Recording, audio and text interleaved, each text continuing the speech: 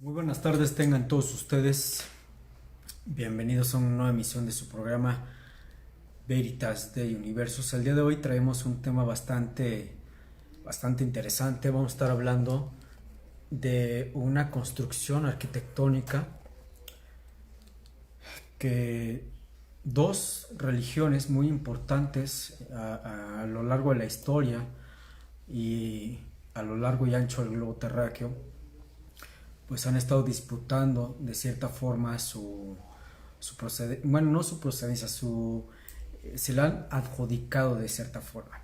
Como lo pudieron ver en el flyer, vamos a estar hablando de la iglesia de Santa Sofía.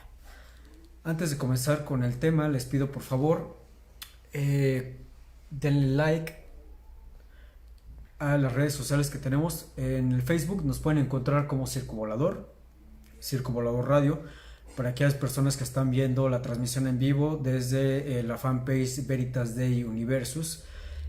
En Twitter nos pueden encontrar como @circovolador y @asmisael, y en Instagram como @circovolador y lord-asmisael. Le doy las gracias también a el ingeniero de audio, al señor Eduardo Galván, o mejor conocido por él en el bajo mundo como Ariel, por estar haciendo los controles semana a semana desde que esta pandemia nos ha atacado a cada uno de nosotros. Muchísimas gracias por estar siguiendo la transmisión y vamos a comenzar. La iglesia de Santa Sofía actualmente, y lleva ahí más de 1500 años, se encuentra en el país en Turquía, para ser más precisos, en Estambul. El nombre completo o el nombre original que se le designó a esta construcción tan grande, tan maravillosa, fue el de Iglesia de la Santa Sabiduría de Dios, tomando en cuenta que Sofía en griego quiere decir sabiduría. Es una obra, esta iglesia de Santa Sofía fue la obra más importante de Justiniano, debido al gran poder que tenía este emperador.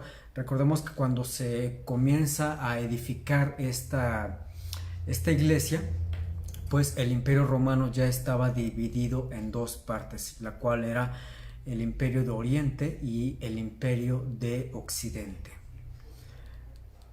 Esta iglesia tomó muchísimo, pero de verdad muchísimo tiempo en construirse. Se trajo a los mejores arquitectos, a los mejores constructores para hacerla. De hecho, los materiales que se pueden encontrar todavía hoy en día en esta edificación, tenemos columnas color moradas que fueron traídas desde Egipto hasta Turquía. Es decir, estos gigantescas piezas de piedra fueron traídas desde Egipto, atravesaron el continente africano, la mitad del continente europeo y una facción del continente asiático, hasta llegar a donde descansan hoy en día. Esta iglesia, esta gran edificación de Santa Sofía, fue inaugurada un 15 de febrero del año 360 después de Cristo, como lo había mencionado anteriormente, por el emperador Constantino, hijo y sucesor del llamado también Constantino el Grande, que la dedicó a Santa Sofía, es decir, la sabiduría divina. El nombre de Santa Sofía se le da precisamente por la sabiduría, es decir, no fue edificada para una mujer santa que después pues sería beatificada, es decir, totalmente fue construida para la sabiduría de Dios, o para hablar de la sabiduría de Dios, al contrario de muchísimas otras edificaciones, como por ejemplo la que está en Jerusalén, que es la iglesia del Santo Sepulcro. En México tenemos, por ejemplo, la Basílica de la Virgen de Guadalupe, etc. En este caso, esta iglesia fue edificada y fue planeada simplemente para alabar o ensalzar la sabiduría de Dios. Fue concebida por allá del 9 de junio del 404, es decir, estamos hablando que les tomó 44 años terminar esta mole, esta gran iglesia, a raíz de una revuelta de los partisanos de Juan Crisóstomo, patriarca de Constantinopla, que fue destituido por la emperatriz Eudoxia, esposa del emperador Arcadio. Hay una gran historia en marco a lo que es el comienzo de la edificación de esta construcción hasta que finalmente se termina. La historia comenzaría por allá con Teodosio II, hijo y sucesor del gran Teodosio, el cual levantó una nueva iglesia en este mismo lugar en donde se encuentra actualmente, es decir, en Turquía, en Estambul. Fue consagrada el 10 de octubre del 415 después de Cristo, algo que los arqueólogos conocen con el nombre o con lo que se le conocería, mejor dicho, en aquel tiempo con el nombre de Iglesia Teodosiana. Fue a su vez construida por las llamas durante la revuelta de Nica por allá del 532 a.C., hace más de 1600 años, en el curso en el que el pueblo se alió.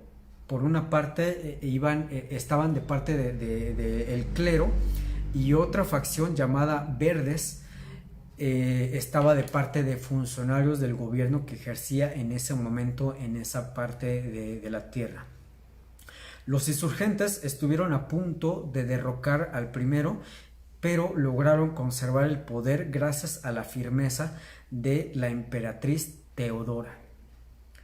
Una vez que fue sofocada esta pequeña insurrección, Justiniano emprendió la reconstrucción de Santa Sofía, confiriéndole una majestuosidad que no se había visto nunca antes en una edificación cristiana.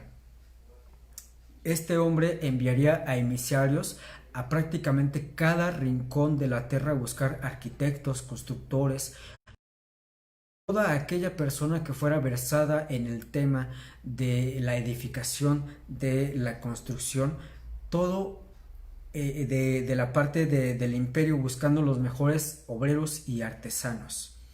Los gobernadores de provincias fueron obligados a enviar a Constantinopla las partes más bellas de sus monumentos antiguos, es decir, Santa Sofía, y aunque se escuche mal, fue una especie de Frankenstein arquitectónico, puesto que cada uno en su pueblo, en su villa, en su estado, en su ciudad, en su país, buscó la arquitectura más hermosa que tenía a su alcance, y de cierta forma tomó partes, ya fuera una columna, un retablo, etcétera, etcétera, para enviarla a Constantinopla para la edificación de Santa Sofía. El emperador Constantino recuperó columnas y ornamentos procedentes principalmente de los templos de Diana en Éfeso, de Atenas, de Delfos y de Osiris en Egipto. Nombró como un arquitecto principal de esta gran empresa al matemático y físico Artemio de Trayes, quien lamentablemente moriría meses después de poner la primera piedra de esta gran edificación. Su ayudante, Isidoro de Mileto, que en su momento dirigiría la Academia Platónica de Atenas, asumió totalmente la edificación, la construcción, la dirección e incluso la responsabilidad de construir Santa Sofía. Los últimos trabajos de esta gran edificación durarían 5 años. Se inauguró la nueva iglesia un 26 de diciembre del año 537. El emperador entonces había logrado su principio, su propósito original: construir un edificio que superase en esplendor al templo de Salomón en Jerusalén.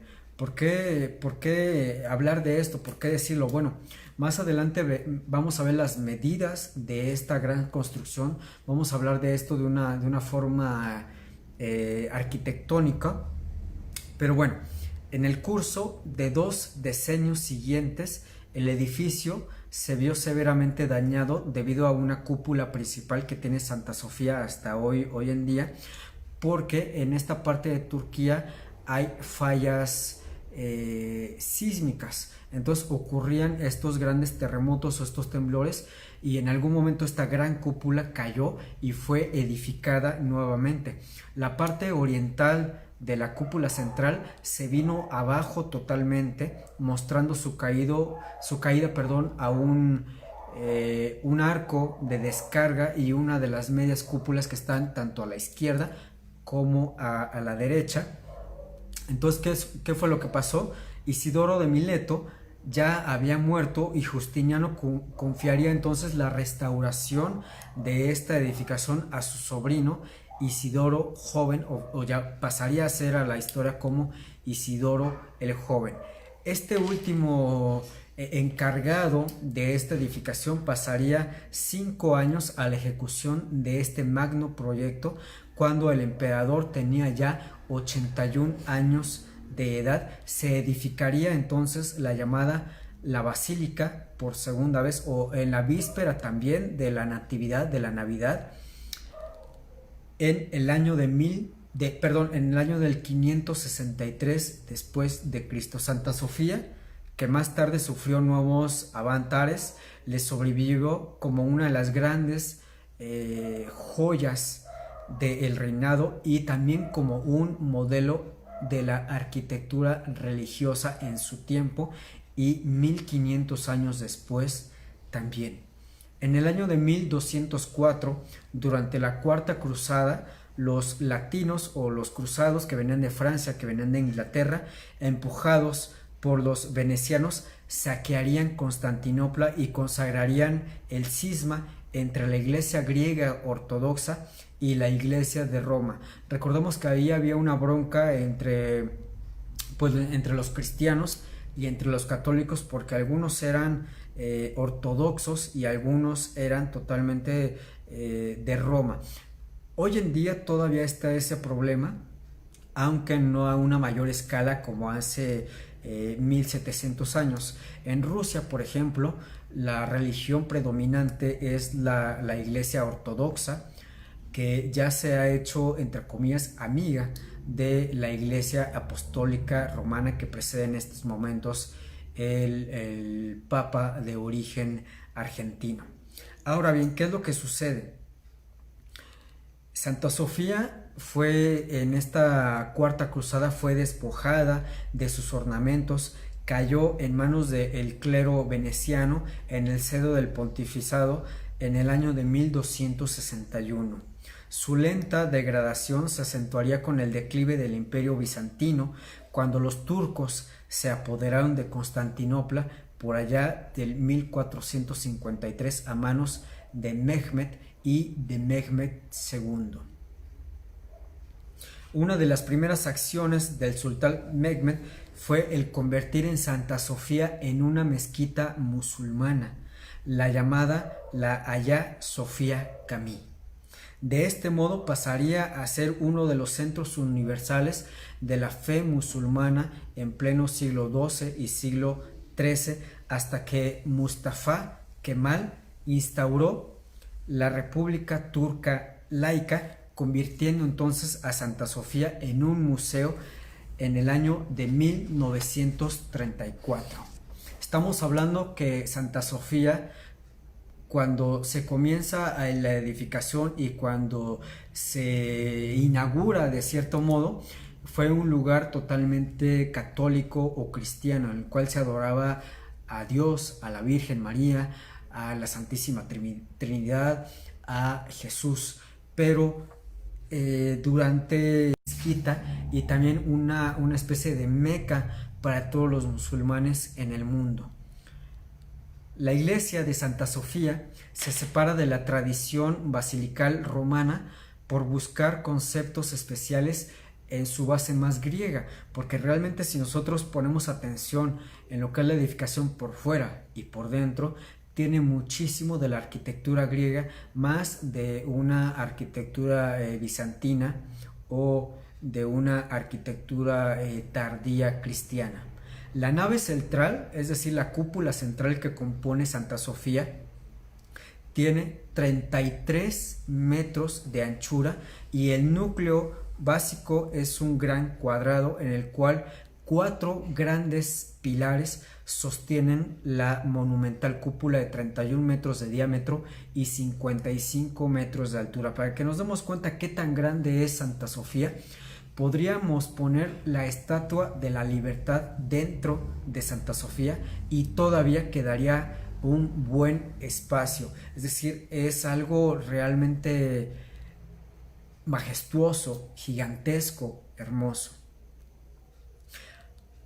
Lo original de esta cúpula es que no se apoya en un muro circular sustentante, como lo que aparece, por ejemplo, en el Panteón que se encuentra hoy en día en Italia, en Roma, muy cerca de la Basílica de San Pedro, que de hecho este panteón, el Panteón de Agripa, es la última y la única construcción que se encuentra casi al 100% de una forma original como fue construida en algún momento, ya que si tienen ustedes oportunidad de buscar imágenes de este Panteón de Agripa, es una cúpula que está totalmente cubierta y que en la parte central tiene una pequeña abertura por la cual en determinada hora del día entran los rayos del sol.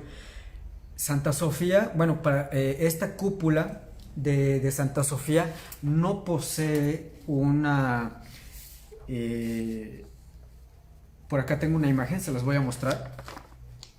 Esta cúpula de Santa Sofía, aquí está la cúpula central, no posee un orificio en el centro, es decir, está totalmente cubierta.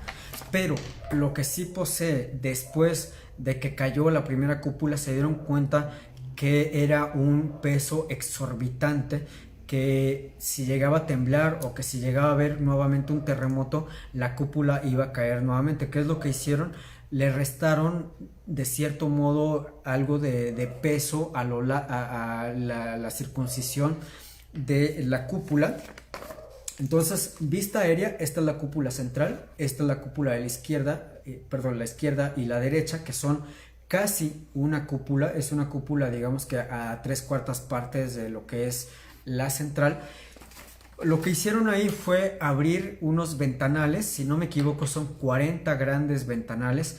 Esto le restó peso, pero también cada uno de estos ventanales lleva un arco en el cual carga el peso de la cúpula central. Ahora bien, la cúpula aloja, como les había comentado, 40 ventanas que se sitúan en su arranque con el fin de aligerar el peso y también para utilizarlas para que entrara la luz a este recinto, porque la gran mayoría de la cúpula central y la gran parte de lo que es Santa Sofía está recubierta por ornatos o por una arquitectura totalmente griega. ¿Qué quiere decir esto? Que están hechos por pequeños mosaicos. Algunos de ellos tienen una capa de oro, entonces estos mosaicos son amarillos, pero en la parte de arriba tiene una pequeña capa de oro, lo que hace que cuando la luz entra por estas 40 ventanas que circuncidan la cúpula, es un resplandor como si viéramos prácticamente un disco solar o como si viéramos una facción del sol en plena cúpula central. El empuje lateral de esta gran cúpula se contrarresta a y con semicúpulas cada vez más pequeñas y más bajas, sostenidas por pilares que a su vez se contrarrestan con 3 nichos abiertos entre ellos. Se logra así, arquitectónicamente hablando, un equilibrio con tensión contrapuesta de bovedajes en descenso, es decir, el peso recae en el centro y se va distribuyendo en la cúpula central, después en las 2 cúpulas laterales y después en estos 4 grandes pilares y después el peso en los arcos que sostienen esta parte de Santa Sofía. El interior del templo es enorme, es amplio, es despejado y es unificado. Las paredes, que en su mayoría son de ladrillo como los arcos, y la Laza Bóvedas se hallan recibidas al interior con dorados y majestuosos mosaicos que reciben el impacto de la luz y producen un efecto y un ambiente prácticamente sobrenatural.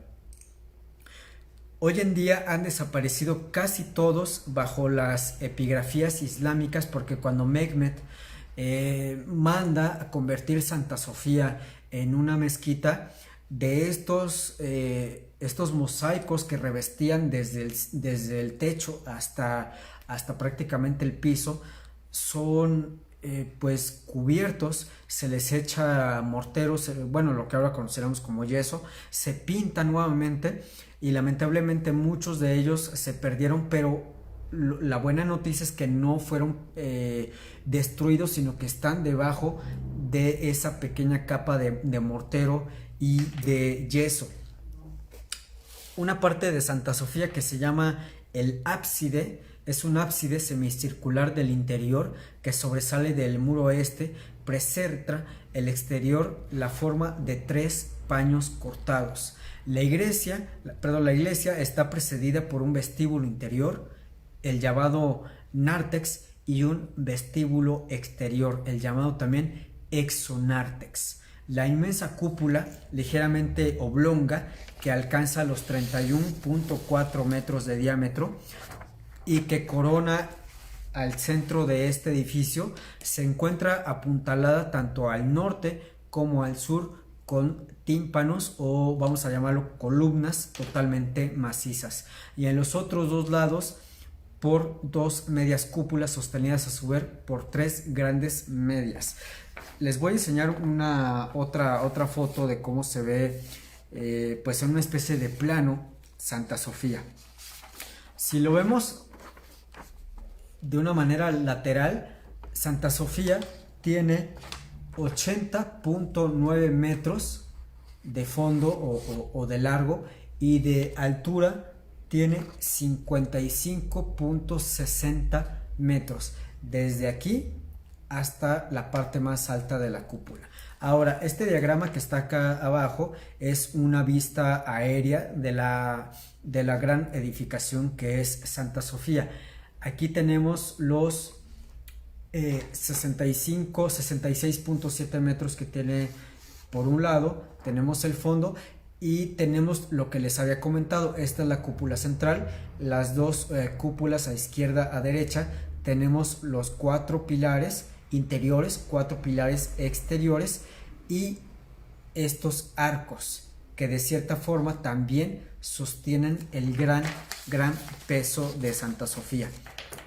Durante el tiempo en el que fue edificada Santa Sofía, sufriría algunos cambios arquitectónicos, lo cual le fueron agregando algunas partes. De hecho, les voy a enseñar, por acá tengo un diagrama. Miren, esto es un poco más entendible. Aquí vemos marcadas en algunas partes cómo se ve más oscuro, más gris. Esto fue por las edificaciones o los cambios que se dieron a lo largo del tiempo. Tenemos la construcción de Justiniano, que es todo esto, es decir, la parte original que mandó a hacer este emperador. Después tenemos los refuerzos posteriores por allá de 1453, que estos refuerzos posteriores son esto y esto. Después tenemos los contrafuertes, esto que fue una obra totalmente turca por allá después del 1453, y es esta parte, por acá tenemos otra parte, y finalmente algunos añadidos posteriores que serían estos pasadizos que vemos aquí y unos que vemos en esta parte.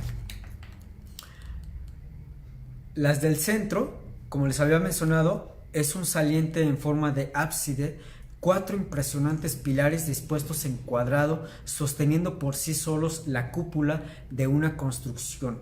Tras los daños sufridos por la estructura como resultado de los temblores sismológicos, Tras los daños, esto por allá del gran terremoto del 989 después de Cristo y después en 1346 se edificaron nuevos contrafuertes para compensar el deterioro, es decir, lo más factible en algún momento hubiese sido derrumbar lo que ya estaba cuarteado, lo que estaba sentido, pero se decidió tratar de componerlo y a su vez ponerle una especie de contrapuntos, ponerle algo para que pudiese soportar el siguiente sismo o el siguiente terremoto. Los demás añadidos a Santa Sofía del edificio corresponden a una transformación que se dio bajo el yugo, bajo el poder de Mehmed II, Mehmed I y Mehmed II, hace ya más de 700 años, cuando se decide convertir en mezquita. En el interior de la basílica, rebautizada con el nombre de Hagia Sofía Camí, se construyeron un mihrab y otras instalaciones necesarias para la práctica del culto musulmán. El sultán Ahmed III mandó construir una silla, o también llamado trono, o en árabe un mikbar, es decir, un batisperio que se transformaría en un mausoleo o turbe a la muerte del sultán Mustafa I. Mehmed II ordenó construir 4 mirametes, o llamados de esta forma, como su nombre lo indica, 4 miradores para ver hacia el exterior y también hacia el interior, y los sucesores de Mehmed II garantizarían la conservación de Hagia Sofía Camí. Esto entre por allá de 1847, la cual sería la última restauración importante de Santa Sofía emprendida bajo la dinastía otomana, es decir, todavía estaba bajo el yugo musulmán, confiada por el sultán Abdülmecid a los arquitectos suizos Gaspare y Giuseppe Fossati.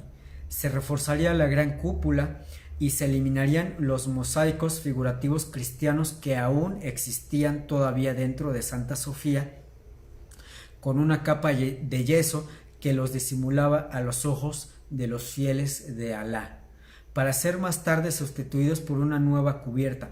Para 1932, Mustafa Kemal decidió convertir Santa Sofía en un museo, es decir, ya no sería un recinto de oratoria cristiano, sino sería ni una mezquita musulmana, sino sería un museo.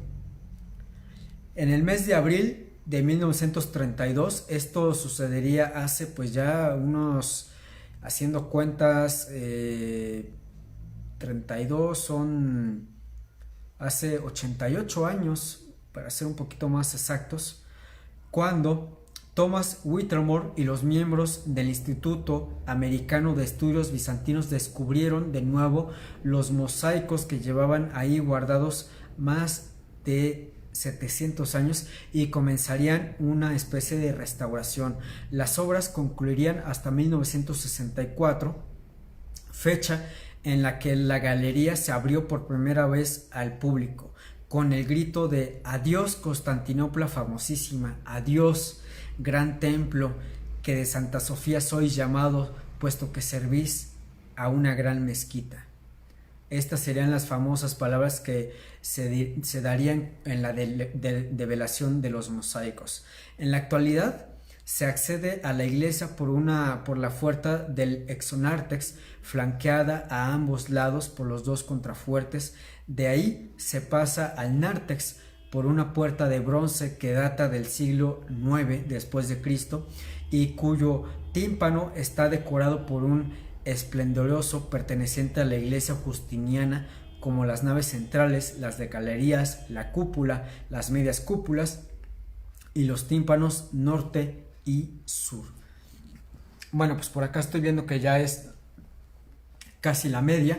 Para las personas que están viendo la transmisión del programa, por favor pongan ahí un hola, un manda saludos o algo para saber quién está viendo la transmisión y de cierto modo para personalizar los agradecimientos de estar viendo el programa. Vamos a hacer una pequeña pausa musical. Esto que vamos a escuchar, para aquellos que están siguiendo la transmisión a través del portal de Circo Volador en www.circovolador.org/radio, esto se llama Es una canción turca, está interpretada por dos hermanos turcos. Vamos apenas a la mitad del programa. Esto es Veritas de Universos. No se me muevan de donde están.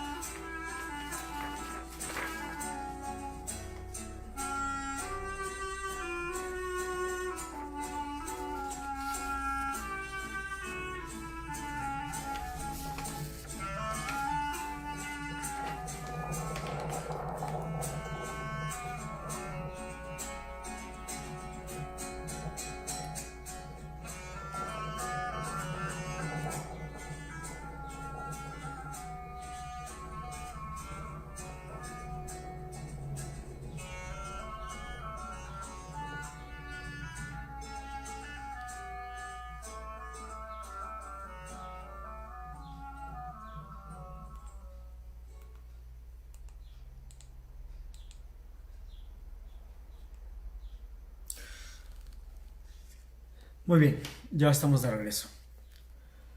Vamos a platicar un poco de lo que son las partes de esta gran iglesia de Santa Sofía. Tenemos primero la llamada Puerta Imperial. uno de los más grandes mosaicos figurativos en el que adorna el tímpano de la puerta monumental, que es totalmente de bronce. Imagínense lo que debe de pesar esa puerta. Se trata de una puerta en el cual lo primero que nos llama la atención es un mosaico que representa a Cristo sentado sobre un trono de piedras preciosas con la mano derecha levantada en actitud de bendecir. En la mano izquierda sostiene un libro con la siguiente inscripción en griego: la paz sea con vosotros, yo soy la luz del cielo. A la izquierda se encuentra otro personaje, el cual es el emperador León VI, dato que permite fechar aproximadamente la obra por allá del 886 y el 912 de nuestra era, y debajo hay otros dos medallones que representan a la Virgen María y al Arcángel Gabriel. Les voy a enseñar la imagen. Así es como se ve este mosaico. A ver, ahí está. Ok. Una vez que se pasa la puerta imperial, se entra a la nave. Las 40 ventanas que rodean el tambor de la cúpula arrojan los rayos de sol, envolviéndolos el espacio interior bajo una cascada de claridad. 4 enormes pilares delimitan el centro. En su cima, a 31 metros de altura, se apoyan también una gran cúpula. Esta última se eleva y alcanza los 56 metros de altura en su punto culminante. Una hilera de pilares secundarios soporta las dos medias cúpulas que permiten a la nave conseguir una altura aproximada ya de 80 metros. Los tímpanos norte y sur, formados por dos arcos de medio punto, están perforados por 12 ventanas dispuestos en 12 hileras, 7 en el inferior y 5 en la parte superior. 3 de ellas, en el centro, forman una especie de tripié arcada entre los pilares principales a los lados norte y sur. 4 monolitos de brecha verde sostienen las galerías y otros 6 tímpanos. En los extremos este y oeste hay 2 exedras en semicírculo que prolongan la nave. Las medias cúpulas pequeñas están sostenidas por 2 columnas macizas de pórdido, coronadas por 6 columnas de brecha verde, las que les comentaba que habían sido traídas desde Egipto. Desde una forma exterior, así es como se ve Santa Sofía, así la podríamos ver. Tenemos aquí esta cúpula central. Esto que vemos aquí es una cúpula a la izquierda o a la derecha, o desde donde la veamos, una cúpula al norte y otra al sur. Esto de aquí es la llamada ábside. Esto de aquí es las pechinas, o estos 40 puertas que rodean a la cúpula central de Santa Sofía. Por acá tenemos un atrio, y esto que vemos aquí, lo voy a acercar a la cámara, ahí vemos a un jinete y un caballo. Fíjense que cuando Napoleón Bonaparte estaba en pleno apogeo de emperador y viajó hasta allá y miró estas estatuas, decidió llevárselas para que estuviesen en el gran arco del triunfo, que hoy todavía existe, que se encuentra en Francia, en París, Francia, pero se los llevó para que lo copiaran, y la historia dice que después regresó los originales a Santa Sofía. Lo que vemos hoy en día son réplicas, no son los jinetes originales. Y bueno, la construcción de Santa Sofía está rodeada de todo tipo de leyendas. Una de ellas se refiere a uno de los pilares de la nave lateral norte, llamada la columna de Transpira, o la columna que transpira. Según la leyenda, San Gregorio de Taumaturgo apareció en ese lugar durante los primeros años de existencia de la iglesia, y transmitió a la columna, que se dice segrega, una especie de sudor. El poder de este sudor dice que cura los ojos y da fertilidad a las mujeres. Posteriormente, esta columna se revistió de cobre con la intención de protegerla, pero los peregrinos que todavía van hoy en día a Santa Sofía la siguen tocando, la siguen, pues vamos a decirla, manoseando, e incluso en algún momento de la historia perforarían este revestimiento de cobre para poder acceder y poder tocar esta columna, e hicieron un agujero a la piedra para recoger el precioso líquido que, según dicen, tenía propiedades curativas. Ahora bien, Santa Sofía también posee un revestimiento de muchos mármoles riquísimos, mármoles exquisitos traídos desde los confines de la tierra. Justiniano hizo traer una gran variedad de mármoles de las provincias del imperio para revestir muros y columnas. Trajo mármol blanco de Mármara, mármol verde de la isla de Eubea, mármol rosa de Cínada y mármol amarillo de África. Imagínense cuánto tardaría en llegar, primero en llegar los emisarios hasta África, por ejemplo. Después ya encontrarían este mármol, después ya tener el mármol y transportarlo hasta Turquía. Atravesarían una parte del continente africano, todo el continente europeo y una parte del continente asiático. La simetría de los dibujos formados por las vetas se obtuvo cerrando los bloques de estos mármoles en 2 y a veces en 4 placas finas dispuestas a modo de paneles de madera de marquetería. El cuadrado de mosaicos con motivos Opus Alexandrium, situados al sureste de la nave, suscita particularmente la admiración de todo aquel que tiene la oportunidad de entrar a Santa Sofía. Consta de un círculo de granito rodeado de piedras de diversos colores: pórdido verde, rojo, brecha verde. Muchas estructuras se añadieron tras la transformación de Santa Sofía a lo largo de los ya miles de años de su edificación. Sin embargo, se han conservado ciertas partes de ella. Dentro de todo esto, la obra más notable del periodo otomano tardío sigue siendo la biblioteca, construida por allá del 1739 por Mahmud I en la nave lateral sur, con los ingresos del Mahmad de Kagluglu. Ambos nichos, coronados por pequeñas cúpulas, encierran 3 rejillas de metal, 5.000 libros y manuscritos otomanos. Están cubiertos de espléndidas cerámicas del siglo XVI, fabricadas en Izmik, que el sultán recuperó del palacio de Topkapi, donde se hallaban almacenadas. Los mosaicos que componen esta nave, quedan pocos de ellos lamentablemente, y algunos fragmentos más grandes y bellos se conservan, y es lo que decora el llamado luquete de Absid, la cual representa a la Madre de Dios con el niño Jesús sobre sus rodillas, y fue inaugurada por el patriarca Fotio el día de Pascua de del 867 después de Cristo.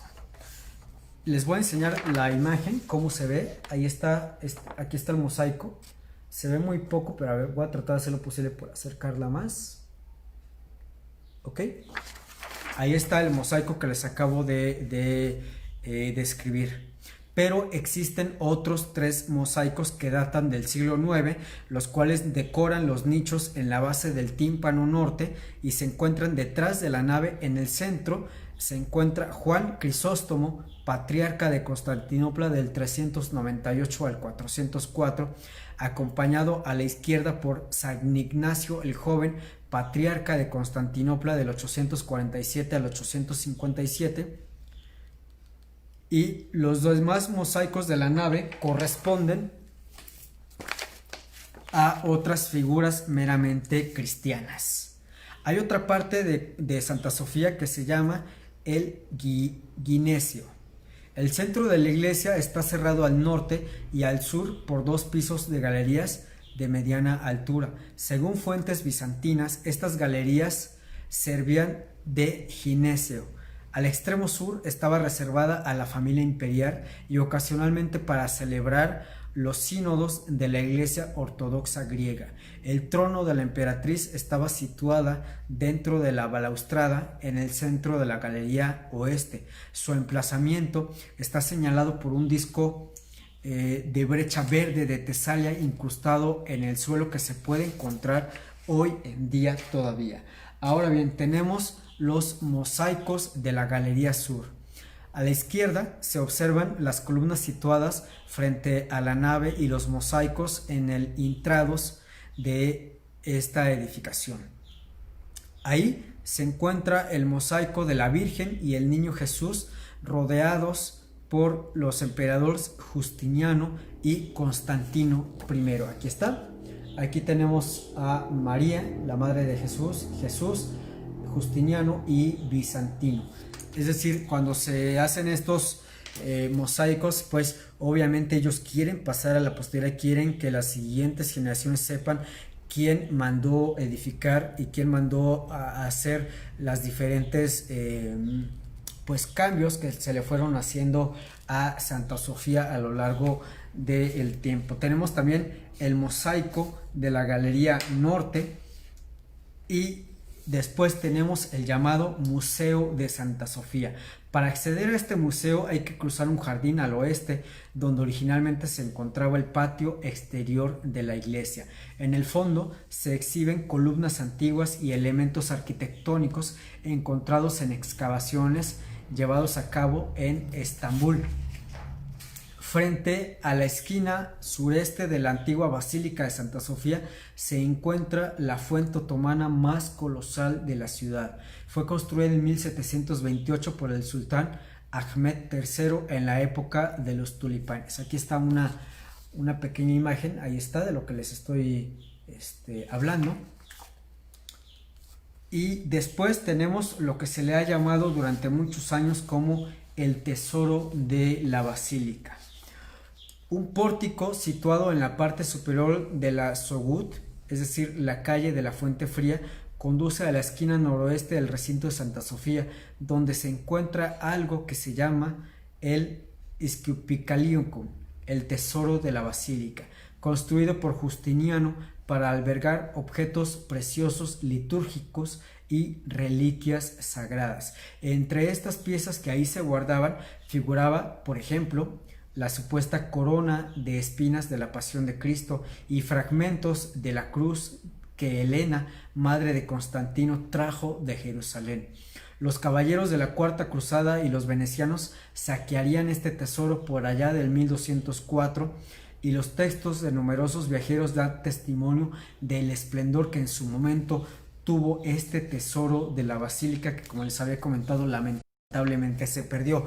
Ahora bien, ¿qué es lo que está sucediendo con Santa Sofía hoy en día? Bueno, antes de pasar a esto, creo que ya les mostré todas las imágenes que tenía. De hecho, pues son meramente arquitectónicas de cómo está construida hoy en día o edificada hoy en día Santa Sofía. Por ejemplo, es está hecho a escala. Esto es moderno, esto no es moderno. Este dibujo fue copiado de algunos manuscritos que tienen más de 800 años de antigüedad. Sin embargo, como les había comentado, pues Santa Sofía no ha tenido grandes cambios arquitectónicos a lo largo de estos ya más de 1500 años de existencia. El Consejo de Estado dejó vista para sentencia una petición para modificar el estatus de museo de la antigua basílica en una polémica utilizada por Erdogan para alejar el debate de la situación actual de Santa Sofía.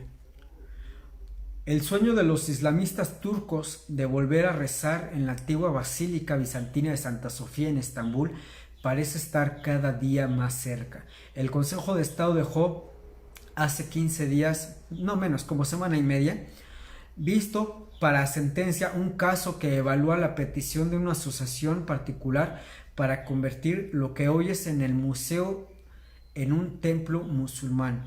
En los últimos meses, el presidente de Turquía, Recep Tayyip Erdogan, ha expoliado el debate sobre el Estatuto de Santa Sofía en un contexto que tiene más de electoralismo que de fondo ideológico.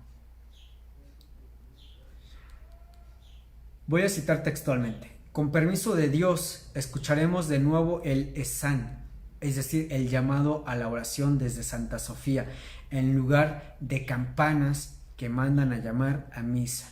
Es una frase de Devlet Bahçeli, líder del partido ultraderechista en el que se apoya Erdogan para gobernar y el cual demuestra una demagogia y una politización que ha adquirido el debate. Actualmente no hay campanas en Santa Sofía. No las ha habido desde que los turcos otomanos entraron en Constantinopla en 1453 y convirtieron en mezquita el templo que había sido catedral ortodoxa durante casi 900 años. El fundador de la República, Mustafa Kemal Atatürk, decretó que sería un museo, como les había comentado hace un tiempo.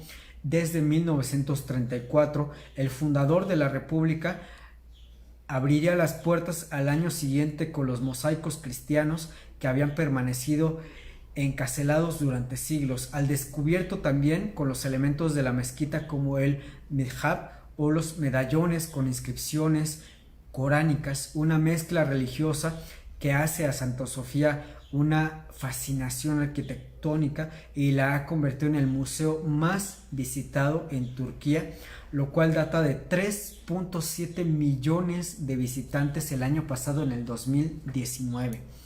Pero para que los islamitas ha tenido siempre un gran valor simbólico. Es un trofeo de la conquista de Mehmed I, Mehmed II y Mehmed III, como lo definió Erdogan, el pasado 29 de mayo del 2020, y quiere seguirlo disfrutando como tal, es decir, como un trofeo de guerra. De hecho, en esta última década ha habido varias conversaciones de iglesias y museos como la de Santa Sofía de Iznik y Trabzon, por ejemplo, y en el 2019 el Consejo de Estado decretó que la Basílica de San Salvador de Crora de Estambul podría abrirse al rezo musulmán, si bien actualmente sigue siendo un museo. El caso actual que dirime el Consejo de Estado sobre Santa Sofía se deriva precisamente de este último, es decir, una pequeña asociación de carácter islamista que había exigido en varias ocasiones su retorno al culto musulmán y cuyas peticiones habían sido rechazadas por el mismo Consejo desde el año 2008 hasta el 2018. Ha vuelto a la carga tras la decisión de Crora de hacer una conversión de lo que es el Museo de Santa Sofía a una mezquita, pero esto sería totalmente ilegal, ya que la abogacía de presidencia, que también se presenta como órgano, mitad tribunal administrativo, mitad consejo consultativo, y en cambio tenemos por allá la fiscalía que pide que el consejo se inhiba, pues la decisión de 1934 de convertir a Santa Sofía en un museo fue tomada por el Consejo de Ministros y por tanto corresponde anularla o mantenerla al presidente y a su gabinete. El tema ha levantado diferentes protestas en las últimas semanas, por ejemplo en Grecia, en un momento de grandes tensiones entre ambos países por el control del Mediterráneo Oriental y sus recursos energéticos. Según una encuesta de Istambul del Economy Araştırma, el 47% de los turcos quiere que Santa Sofía vuelva a ser una mezquita árabe. El otro 13% que se abraza al rezo de todas las religiones, y hay un 38% que dice que quiere que siga siendo un museo.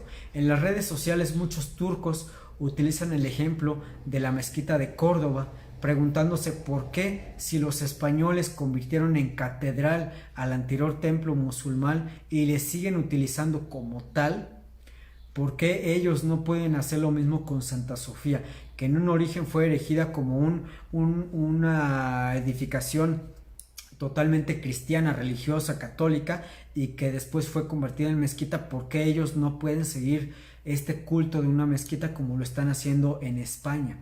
Un ejemplo de lo que podría ocurrir es la mezquita de Santa Sofía de Trabzon, esto al noroeste de Turquía, donde una parte del interior del templo ha sido cubierta con plafones para permitir el rezo sin que los fieles vean imágenes que consideran profanas. Es decir, cuando el musulmán toma su rezo y le alaba o le reza a Alá, pues lo menos que quiere hacer es ver una imagen de una Virgen María, de un Jesucristo, de un niño Jesús. Se cree que esto posiblemente podría pasar en Santa Sofía, debido a que, como les había comentado, todavía existen algunos mosaicos con una índole cristiana católica, y si Santa Sofía le sucede lo mismo de lo que le sucedió a esta mezquita Santa Sofía de Trabzon, pues posiblemente estos mosaicos no van a desaparecer, es decir, no van a ser destruidos,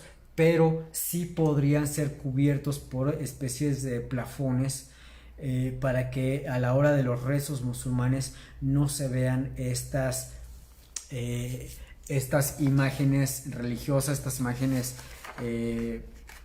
pues cristianas, o vamos a llamarla también pues católicas, porque de hecho ahí lo que impera es el cristianismo o el catolicismo ortodoxo. Les voy a enseñar otra imagen que tengo por acá, que es la plaza, o también llamada la planta de Santa Irene. Esto es una imagen en forma de marpa, es decir, cómo se ve desde una altura y cómo se vería desde adentro. Lo voy a acercar más.